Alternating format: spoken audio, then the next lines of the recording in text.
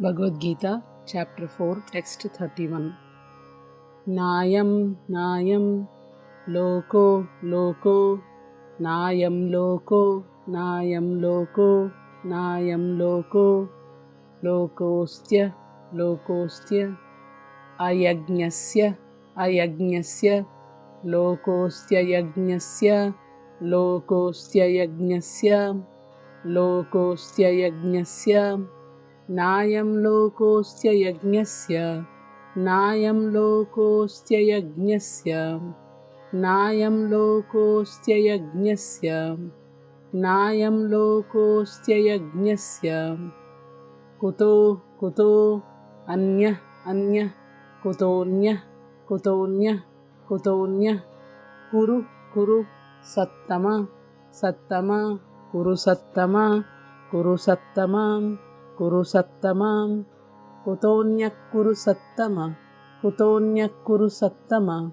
Kutonyak Kuru Sattama, Kutonyak Kuru Sattama, Nayam Lokostya Yajñasya,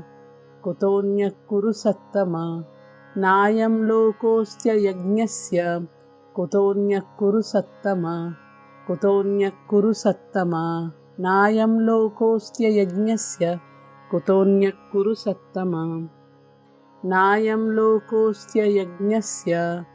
Kutonyak Kuru Sattama, Nayam lokostya yajñasya, Kutonyak Kuru Sattama,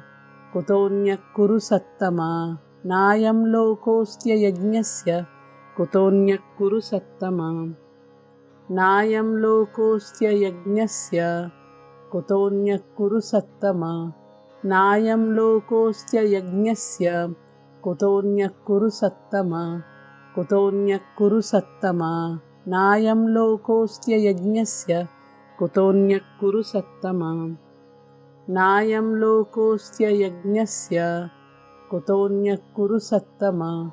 Nayam lokostya yajñasya, Kutonyak Kuru Sattama, Kutonyak Kuru Sattama, Nayam lokostya yajñasya, Kutonyak Kuru Sattama, Nayam lokostya yajñasya,